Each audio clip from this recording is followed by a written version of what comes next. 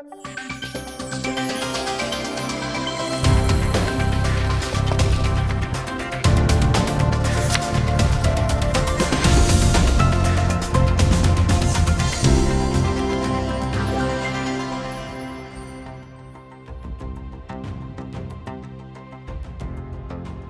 بینەرانی خۆشەویست، دەمەوێت لەم ئەڵقەیەدا باس لە یەکێک لە ڕابەرانی ئیسلامی بکەم لە ئێران، لە کۆماری ئیسلامی ئێران کە ئەویش کاک ناسری سوبحانیە. کاک ناسری سوبحانی هیچێکە لەو پێشنگانەی کە لە ئێرانە دەردەکەوێت لە ڕووی هیزری ئیسلامی و نەتەوەیشەوە دەورێکی زۆر چالاک دەبینێ تا دوجار شەهید دەکرێت. بینەرمان بە مامۆستا بەخێر بێ. سپاس. کاک ناسر هیچێکە لەو پیاوانەی کە لە مێژووی سەدەی بیستەم بەتایبەتی لە بڵین لە کۆتایی سەدەی بیستەما دەرەکەوێ و لە ئێرانە بەتایبەتی لە ڕۆژهەڵاتە دەورێکی زۆرە بینێ لە ڕووی زیندووکردنەوەی هەم چەمکە ئاینەکان و هەم دەوریش ئەبینێ لە مەسەلەی نەتەوەی و لە مەسەلەی هەڵگیرسانی شۆڕشی ئیسلامی لە ئێرانە. هەرچەند لە تەمانێکی کەمدا بوو بەڵام توانی دەستێکی زۆر بەجێ بێڵێت. عادەتەن بینەران زۆر شارەزاییان نییە لە ژیانی. حەزەکەم هەنێک باس لە ژیانی کاک ناسرمان بۆ بکەی لە پێشە. زۆر سپاس بۆ جۆنابێت بۆ ئەم بەرنامەیە. زۆر بە کورتی مامۆستا ناسری سوبحانی کوڕی ڕۆژهەڵاتی کوردستانە لە گوندی دووریسان هاتووەتە دنیاوە کە ئێستا تێکەڵ بە شاری پاوە بووە، پێشتر گوندێک بوو. خوێندنی سەرەتایی هەر لە گوندەکەیان و لە ساڵی چەند لە ساڵی 1950 هاتووەتە دنیاوە. خوێندنی سەرەتایی و ناوەندی لە گوندەکەیان و لە پاوە تەواو کردووە. دواتر بۆ ئەوەی بچێ بۆ ئامادەی پێویست بە بچێتە کرماشان، بەڵام لەوێ خۆی وەکو کەسێکی وریا، وەکو کەسێکی لەو کەسانەی کە من ناوێنم ناخی ڕۆناک بوویەوە، پەیامی خۆی دیبوویەوە لە ژیانە. گفتوگۆ و مناقەشەیەکەکەوێتە بینی ئەو خێزانەکەی و حتا مامۆستاکانی مەکتەبیشی کە ئەوان بەتەمان بینێرن بۆ کرماشان و دوایی پیزیشکێکی زیرەکی لێ دەرچێت کە زۆر زیرەک بووە، یەکەم بۆ لە سەر ئاستی پاوە و ساڵێکی بە ساڵێک 2 ساڵی بڕیوە. بەڵام خۆی ئەوەی قبول نەبوو، توتی من شتێک لە مێشکمایە و پەیامێکم هەیە لە ژیانمە بەدوای ئەوە ئاچم، من ئەچم زانستە ئیسلامیەکان خوێنم، ئەمێ تێبگەم بزانم ناوەڕۆکی ئەم پەیامە ئیسلامیە چییە، خوا بۆچی قورئانی ناردووە. بۆ گەنجێکی یا بۆ مناڵێک ئەمە پرسیارێکی سەیرە، ینی ئیتر دوای ئەوە نەتیجەکە ئەوە بێ کە قسەکەی بەجێهێن و ئەچێ بۆ نۆتشە کە گوندێکە چەند کیلۆمەترە لە پاوە دوورە، لەوێ سەرەتا دەست پێیەکە، دواتر چەند شوێنێکی تر ئەگەڕێدێتەوە بۆ پاوە، ئەچێ بۆ پیرانشار، ئەچێ بۆ هەندێک شوێن و دوجار لە دەوروبەری ناوچەی مەریوان لە گوندێک لە گوندانە ئەخوێنێت و ئەخیر جار ئیجازەی مەلایەتی وەرەگرێت و دواتر دێتەوە بۆ دووریسان و هەر لەوێ ئەبێ بە ئیمام و خەتیب لەوێ زەواج ئەکا. ئەو کاتی کە ئەبێ بە ئیمام و خەتیب سەرەتای دەستپێکردنی شۆڕشە بێ، شۆڕشی ئیسلامی ئێران. ئیتر تقریباً 27 ساڵ ڕەنگە بوو بێ ئەو کاتە، 27 تا 28 ساڵ تێکەڵە بێ بە ئەجوایی شۆڕش لە پاوایە لە مەنتیقەکە بەگشتی وەکو ڕابەرێک دەرەکەوێت کە تەوجیهی خەڵکی کردووە و خەڵکی لە خۆی کۆ کردوێتەوە، هاوڕێکانی ئەوانەی وەک ئەو مامۆستا بوون یا هەندێک کەس کە هاوفکر بوون، ڕۆڵی سەرەکییان دیوە. ئیتر یەکێک لە دەستەبژێرە گرنگەکانی شۆڕشە. زۆر باشەوە لە دوایە هێمە سەر ئەو بابەتە، بەڵام حەزەکەم جارێ لە ئەو گەشتە فکریانەوە دەست پێ بکەم کە کاک ناسر خۆی هەی بووە. وەک دەرەکەوێت لە پێشە هەر وەک مەلایەکی تەقلیدی خەریکی خوێندن بووە لای زاناکانی ئێران، ئەوەی مەلا محەممەدی بوداغی کە جەمع الجەوامع لای ئەوە خوێنێ وە کوشتی جۆم لێ بۆ لە دەرسەکان لە ڕاستیە. بەرحاڵ ئەوەی کە بەلامەوە لێرە گرنگن لە پێشە وا دیارە لەسەر طریقەتی ئەهلی تەسەوف و نەقشبەندی حسابە وایەوە مەڵە چۆن بۆ بەڵێ ئەوە طبعاً ئەجوای دینی لە کوردستانی ڕۆژهەڵات یا لە ڕۆژهەڵاتی کوردستان بەگشتی تابعی تەسەوف زاڵ بوو، ئێستاش هەر وجودی هەیە، ینی بەتایبەتی ئەو کاتە و ئەو ناوچێش و مامۆستا نازری لەو ئەجواء گەورە بووە ئیدی ئەچێ بۆ ئەو مامۆسایانی کە دەرسی پێ یان دەرسیان بە مامۆستا ناسر وتووە هەمویان با بڵێن بە جۆرە جۆرەکان پەیوەندیان هەبوو بە تەریقەی تەسەووف و تەریقەتی نەقشبەندیەوە بۆیە کاریگەر بووە پێیان ئەخیر جار دێتەوە بۆ کانیسانان ینی کانیسانان کە مەشهورە مامۆستا مەلا محەممەد ئەمین کانیسانانی دوای وانەکانی پێوتوە ئەوانە هەموو مامۆستا محەممەدی بوداغی کە فەرمووت و حاجی مامۆسای پاوە ئەمانە هەمویان بە جۆرە جۆرەکان پەیوەست بوون بە تەریقەتی نەقشبەندی و بە خودی شێخ عوسمانی سیراجەدین ئیدی مامۆستا نازریش لەو ئەجواء بووە و کاریگەر بووە بۆ ئەجواء بۆیە قۆناغەکانی هەتا فەقیهەتیش تەواوەکە و ئیجازە ژۆرەیە وا دیارە هەر لە ناو کەش و هەوای تەسەووف بەس وەک ئەوترێ تەنانەت لە ڕووی تەسەووفیشەوە بۆتە خەلیفەی شێخ وایە بەم شێوەیە بەڵێ قسەی ڕاستە چەند مەراتیبێکی زۆرە ینی زۆری بڕی بەڵێ مامۆستا ناسر وەکو باسی ئەکەن مامۆستاکانی خۆیان وتوانە مەسەن یەک لەوانە مامۆستا مەلا حەمەد کانیسانانی لە چەند کەسەوە من بیستومەکە ینی گێڕاویانەتەوە هەتا مامۆستا محەممەدی بوداغیش هەر باسی ئەکە کە ئەڵەن بەخیلیمان پێبردووە نەک بە عیلم و زیرێکەکەی بەڵکو بە ئیمان و بە تەقواکەشی کەسێک بووە هەتا هاوڕەکانی ئەوانش هەتا دواتر با بڵێن جۆرە لە جۆرەکان لێشی زویر بوون باسی ئەوان کردو ئەڵێ ئێمەی دایما هەنداوە و توێتی بۆچی ئێوە دانیشن کات بە فێر ڕۆدەن هەستن خەریکی سلوک بن خەریکی تەمەسوک بن ینی کات و شتی بەزایان نەداوە بەردەوام خەریبووە بۆیە ئەو قسە دروستە بە ماوەیەکی کەم کۆمەڵە قۆناغی گەورەی بڕیوە و هەتا لە هەندێک شوێن ئایا ئەڵێ ئەو پەیوەندەی لەگەڵ شێخ عوسمانی سیراجەدین هەیبووە لەقەبێکی بۆ داناوە بە ناوی سۆفیەکی تایبەتی ئەسوفی الخاص بە عەرەبی ئەوان نووسراوە ینی با بڵێن شتێکی تایبەت بووە چونکە زۆر خەریکی کۆشش بووە هەم لە ڕووی زیرەکی و خوێندنەوە هەم لە ڕووی ڕۆحیەوە لە فترەیەکە گۆڕانکاری لەم عەقڵە هەیە لەم فکرەیە تەنانەت لە سلوکی شاهێت هۆکاری ئەم گۆڕانکاریە چی بانی من بۆ خۆم زۆر چووم ینی بە دوای ئەوە بووی لە ڕووی باڵین تاریخیەوە سەیری ئەو بابەتە بکەین بیستبێت مەسەلەن ڕێ لە یەکێک کەوت بێ یا شتێک هەیە مەسەن خێوێ بینێت گۆڕانکاری بە ژیانیا دێ زۆر بە وردی نەمتوانی ینی دەری بێنم بەڵام ئەجواکە دیارە من ئەکرێ ئەوە وەڵام بەمەوە ئەگەر جەنابەت ڕادلێنە بوو ئەکرێ قسەی تر بکەین بەشێکی پەیوەندی بە کەسایەتی مامۆستا ناسر خۆیەوە مامۆستا ناسر یانی زۆر بە خێرایی بزووەوە کۆنتترۆل نەکراوە نابیغەیەک بەڵێ بڵێن فعلەن ئەتوانین بڵێن نابیغە بووە ینی چونکە ئێستا لەوە چه کاتی ئەومان نەبێت بەس کۆمەڵە بەڵگەی زۆر هەیە بەڵگەی زۆر هەیە لە ژیانیا ئەیسەلمێنێکە ئەو پیاوە نابیغە بووە بۆیە لە ئاستەکان نەماوەتەوە ینی زوو قۆناغی بڕیوە دوای ئەوەی کە زۆر دەچێتە پێشەوە لە تەسەووف هەندێک تێبینی بۆ دروست ئەبێ هەندێک شتە گێڕنەوە طبعا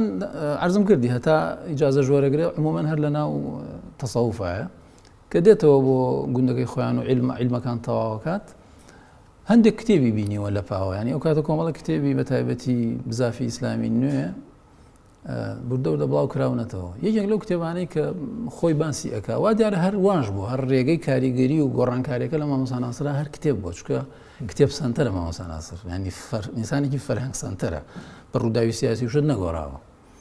خۆی باسەکە ئەڵێ یەکێک لەو کتێبانی زۆر ژیانمی گۆڕی بریتی بوو لە کتێبەکەی ئەبوو عەلای مەودودی ئەوەی المصطلحات الأربعة في القرآن کە کتێبێکی بچووکە تەوان نامیلکەیە و ئەوەی کە سەرنجە ئەوەیە کە خۆی دوای نازم دوای چەندێکە بەڵام ئێستا کاسێتێکی کاسێتەکە هەر هەیە ئێستش بە کوردی ڕەخنە لەو کتێبەی ئەبوو عەلای مەودودی ئەگرێ بەڵام ئەڵێ ئەوە کاریگەری زۆر هەبووە لەسەرم لە ئەدەبیاتی تری دنیا شتی بینیوە مەسەلەن ئیقباڵی تا ئاستێک ناسیوە محەممەد ئیقباڵ و ئەدەبیاتی با بڵێن ئیخوانی بینیوە کاریگەر بووە بە سەید قوتب یعنی یەکێتر لەو کەسانەی کە کاریگەر بووە لەسەر مامۆستا ناسر سەید قوتب بووە سەید قوتب و ئەبوو عەلای مەودودی و ئەمانە هەموو بڵێن سەر بەو ڕۆتن کە ئیستیلاحی ئیسلامی سیاسی بۆ بەکارێنی سەید قوتب مەسەلەن کتێبەکانی ئەزانین کە لە ناحی توندی و زۆر لە ڕادیکاڵێ بەس کاک ناسر وا دیار نییە ینی کە جوێی لێ ئەگریت ئەخوێنیتەوە عالمە نەک کەسێکی ڕادیکاڵی ئایدۆلۆجی بێ ئەم پێتوانی ئەمە جۆرێکە لە دژبەیەک بوون لەژێر کاریگەری ئەوانە بێت و خۆشی ئەوەنە کەسێکی باڵێن محقق بێ نەک ئایدۆلۆژی پێتوانی ئەو تەناقوزە بەڵە ناخۆی ئەوە دژێکی نییە مامۆستا تەمان سید قوتبیش دیوێکی ئەکرێ بڵێن ئەو دیوە ڕادیکاڵەیە بەڵام سید قوتب هەر خۆی مەسەن کەسێکی و حەسەن حەنەفی باسی 4 قۆناغ یا 4 لایەن لە هینەکان لە سید قوتب من باسی قۆناغی ئەخیریەکەی بەس قۆناغی ئەخیر لە مەعالیمە ئەکرێ بڵێن ئەدەبیاتەکە کەمێک توندی تایە بەڵام سید قوتب ئیتر خۆ لە فیزیلالە شتی تری تایە ینی ڕوون و ئاشکرایە مەسەلەن تەسویر فەنیە جا عەرزم کردی بۆیە من تەرکیزم کردە سەر فیڵظیلال مامۆستا ناسری سوبحانی وا دیارە کاریگەر بۆ بە فیڵظیلال جواب بکە ئەگەر بە کورتی بەمەوە بۆی جوابی جەنابەت بەمەوە ینی ئەو پرسیارە هەم لەژێر کاریگەری ئەبوو عەلا هەم لەژێر کاریگەری سید قوتب بەڵام هەر ئەم دوو کەسە نەبوون ینی ویستم ئەوە بڵێم ینی لە کلتوری ئیسلامی یا لەناو فەرهەنگی ئیسلامیە مامۆستا ناسر کاریگەر بۆ بە قوڵی بە کۆمەڵێک کەس مەسەن یەکێک لەوانە ئەم پیاوە کە ئێمە ناوی ئێنین وەکو کەسێکی محقق کە ناسری سوبحانیە زۆر قوڵ کاریگەرە بە ڕاغیبی ئەسفەهانی يعني ئەتوانین بڵێن یەکێکی تر لەو کەسانەی کاک ناسری گۆڕیوە ئەو کتێبەی مفردات بەڵێ بۆچی چونکە هەر پێوەی دیارە ینی ڕەوشی مامۆستا ناسری گۆڕیوە شێوازی حتا شێوازی تەفسیرکردنیش شێوازی مامەڵەکردنی لەگەڵ دەقا ئەسڵی کەلیمات بەڵێ ینی زۆر پێوەی دیارە خۆشی ناوێ بە ینی لە زۆربەی شوێنە لە ڕاغیب ئەفەرمێ بەڵام مەسەلەن تۆ لای سید قوتب ئەمە نابینیتەوە هەرباتی ڕاغیبیش ناکە خەواتە قسەکە هەرەوە نییە ئێمە ئەڵێن کاریگەر بۆ بە سەید و بە مەودودی بەڵام هەر ئەو دوانە نەبوون عەرزم کردی باسی ئیقباڵ لە ئارایە ینی کاریگەر بۆ بە ئیقباڵ ڕەنگە کەمتر لە ئەوان بەڵام ئیقباڵیش لە ئارایە و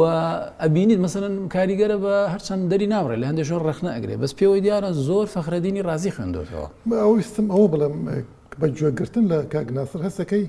لەژێر کاریگەری معتەزیلەیە بەگشتی پێت وایە ئەوەش ڕاست بێت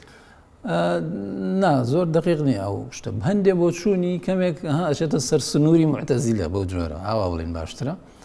بەڵام چۆن ینی سنووری معتەزیلە مەسەلەن ئێستا لە باسی ئەوەی کە کەسێک تاوانی گەورە ئەکا یا وردە لەسەر تاوان بەردەوام و تا ئەخیر هەر تەوبە ناکا تقریبا مامۆستا ناسرەوەیەکێک لە بۆچوونەکانی کە مناقەشەی ئەکرێ بۆچوونی وایە ئەڵێ لە قورئانە بۆ ئەم جۆرە کەسانە خالیدینە فیها ئەبەدا باس کراوە ئەوەی کەسێک لەم بابەتە دوایی بێتە دەرەوە ینی ئەو ئەڵێ من قەناعەتم وانە ئەو کەسە بێتە دەرەوە بەمەرجێک ئەی لە مەسەلەی خەڵقی قورئان و ئەوانێ لە خەڵقی قورئانە قسە بە معتەزیلە ئەڵێ ڕەخنەیان لێگرێ بەسەراحەت بەڵێ نا ینی هەر نەک لەو شوێنە لە چەند شوێن بە خراپ باسی معتەزیلە ئەکا نەک ئەوە باسی ئەهلی کەلامەکە ینی ئەسڵن لەسەر ئەو تەوەجوه عامەیە کە عموماً ینی ئەشعەری و ماتوریدی حتا زەمی ئەشعەریەکانیش پێت وایە عەقیدەی سەلەفی بووە نا مامۆستا ناسر طبعا شت هەیە ینی ئەوەی کە فەرمووت جا نازانم جوابی مەوزوعی تەناقوزەکە بدەینەوە یان نا باش ینی ئەوەی کە ئایا چۆن لەژێر کاریگەری ئەوانایە ئەوانوانە کۆمەڵێک زۆر جیاوازن بەڵێ کۆمەڵەشتن یەکەم شت ئەوەیە کە مامۆستا ناسر هەر لەژێر کاریگەری سید قوتبانیە ئەوە یەک ئەوەی کە تۆزێکمان وت مەوزوعی تریش ئەوەیە مامۆستا ناسر سەرچاوەی تری بەکارهێناوە بۆ تەحقیق ینی خۆی کەسێکی محقق بووە هەر جیاوازی لە زۆر شوێن من ئەمە وتووە جیاوازی ئەو لە تەفسیرەکە ئەگەر سیرکەین لە تەفسیرە لەگەڵ سید قوتب ئەوەیە سید قوتب بەڕەحمەت بێ لە شوێنە قورسەکانە کە مناقەشەی قورسی تایە قسەیەکی ئەو تۆی نەکردووە تێپەڕیەوە بەس هەر سەلەفیێکی قسەی عامی وەرگرتووە مەسەلەن قسەی ئیبن کەسیری وەرگرتووە یا هەر کەسێکی در خۆشیاڵە من ینی پشتم بە ئیبن کەسیر بەستووە بەس کاک ناسر وانە کاک ناسر لە مەوزوعە قورسەکانە قسەی کردووە باشە دکتۆر ئەوەی کە ویستم زۆر باسی کەم لێرە دوو خەڵ بەلامەوە گرنگە جارێ یەکەمیان باسەکەم ئەو وترێ کاک ناسر زۆر لەگەڵ حەدیسی وەک بڵین ئەسڵ سیر نەکردووە لە ئوسولی فقه یا لە ئوسولی دینیش هەتا بەڵکو وەکو مبەینی قورئان سەیری کردووە ئەم دوو شەیەش هەرچەند لەوانەیە بۆ بینەران قورس بێت پێت وایە ئەوە چۆن ینی طبعا بۆ چوونێکی وای هەیە مامۆستا ناسر بەس ئەگەر دەرفەتم بە یەک ینی هەوڵم بە خێرایش یخەمە خزمەت جەنابەت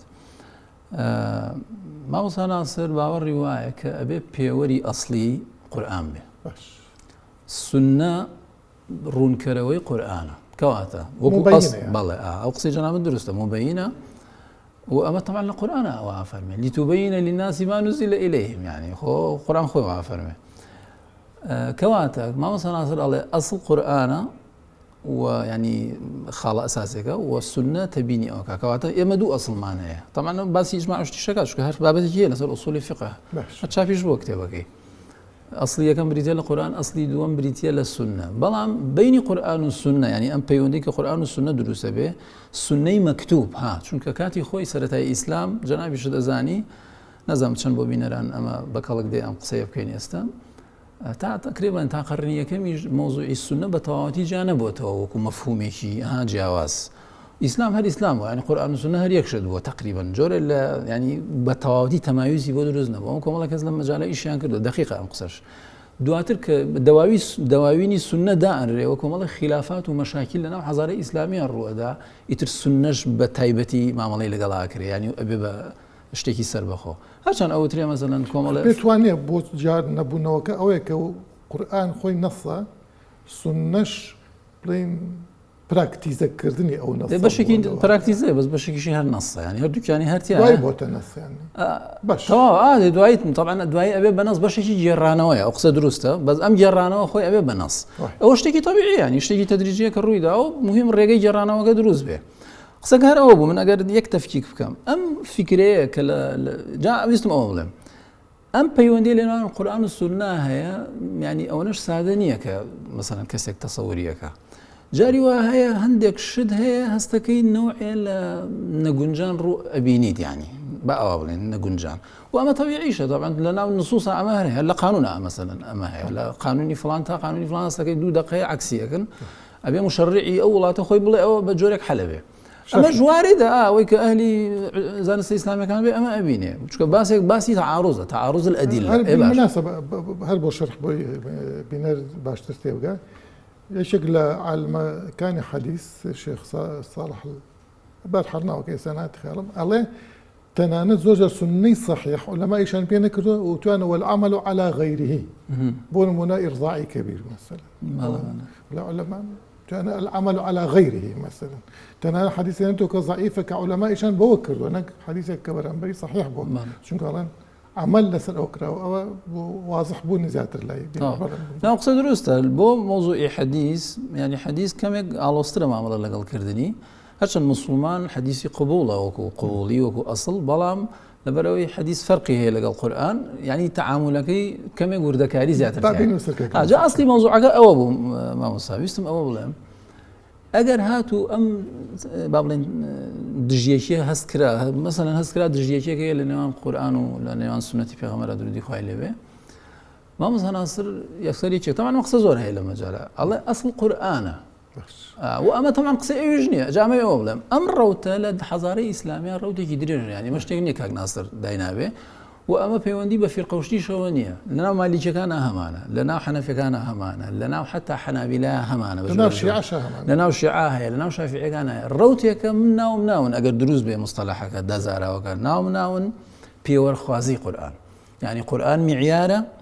سنة أقرب لي قرآن سنتري قرآن سنتري بجورة لجورة من أو بيورا كم ملاو باشتربو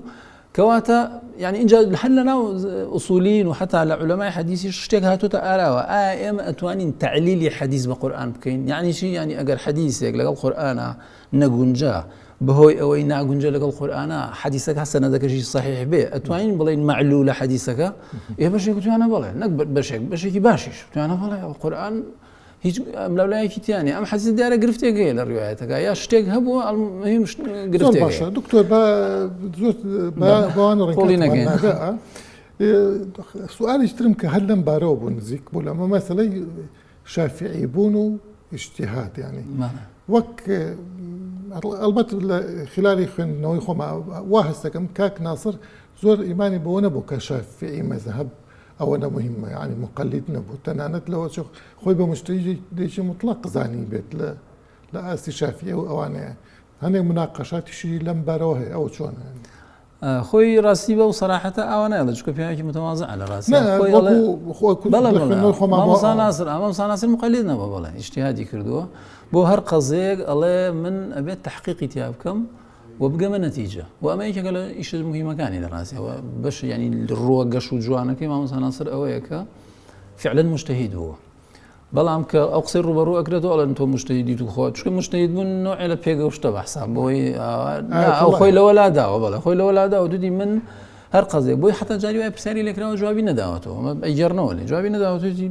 جارێ هێشتا قسەم ینی تحقیقم نەکردەوە نازانم فعلا ئەوەیە مامۆستا ناسر ملتەزیم نییە بە مەسەبێکی دیاری کراوە بەس یەک لە ڕووی عەمەلیەوە پیاوێکی عاقڵ بووە حەکیم بووە بۆ فتوای خەڵک مەسەن ئەگەر کەسێک هات پێ فتوایەکی ویست پێ چۆن زەکاتی ماڵەکەی با چۆن مەسەلەن چوزانم ئیش و کاری ڕۆژانەی دینی خۆی جێبەجێ بکە بە دەوروبەرەکەشی وت و خۆشی وتی ئەگەر ئەتەوێ بە ینی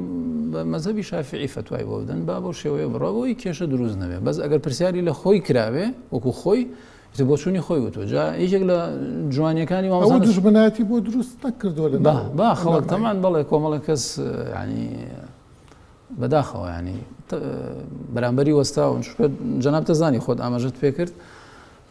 مەذهب جۆرە لە ڕقبوونی وەرگرتە بوو لە وڵاتانەی ئێمە ئێستا ڕەنگە مەسەن لە وڵاتی خۆمان بەڵێ ینی کەس نەیتوانیوە غێری ئەوە بڵێ بەڵام خۆشبەختانە ئێستا تەقریبا نەکرێ بڵێن بە نوعی لە نوعەکانەوە تۆزە کەم بۆتەوە بەڵام هەر هەیە لە باش بەتابەتی لای خۆمان لە باشووری کوردستان باشترە ئەوترێت کاک ناسر ئیمانی تەنیا بە حەدیسی متەواتر هەبووە یعنی هیچ خۆی ئەڵێن حەڤە حەدیسی متەواتر ئەوە چۆنە؟ ناوە ڕاز نییە ئەوە لە چەند شوێنێکە مامۆستا ناسر خۆی باز لەوە ئەکات بۆ تەواتور ئەو بۆچوونێکی هەیە ئەڵێ بابەتە عەقیدی ئەسڵیەکان وەمە خلافێکیشی هەیە ینی هەر کۆنە خلافەکەش بۆ بابەتەکانی عەقیدە ئەوەی ئوسوڵی عەقیدەیە ئەبێ ئێمە پشت بە قورئان ببەستین لەگەڵ حەدیسی متەواتر بەڵام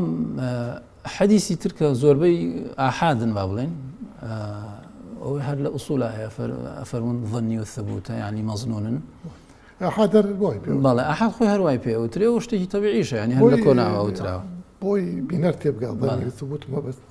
ئاحاد ظەنی و ثەبوتەوەی تەمەن ئێمە هەر دەلیلێک لە دوو ڕۆ سەیرەکەین لە ڕووی مەحتەوا و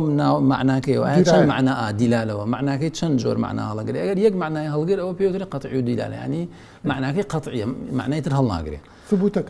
ثبوتەکە ئەوەیە کە ئەو لەو شوێنی کە بە ئێمەوە گەشتووە دڵنیاین لە سەداسەد کە هیچ ئەمرەولایەکی تیانە ینی وایە لە سەداسەد وەکو خۆی یا